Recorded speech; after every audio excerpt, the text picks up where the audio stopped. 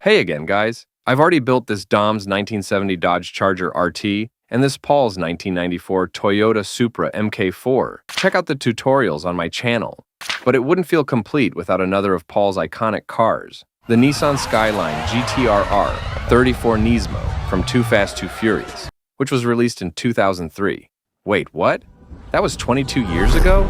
Man, now I feel old. Anyway, I have the Speed Champion set, and it's absolutely awesome. I highly recommend getting it if you have the budget, because I'm pretty sure its price will go up once it's retired. But if your budget is tight, this tutorial is the perfect solution. Oh, and which Fast and Furious car should I build next? Let me know in the comments. Check out my other creations and my second channel specialized for digital builds, Cosbrick Digital. Please consider to subscribe and give it a like, and thank you if you have. Without further ado, let's build.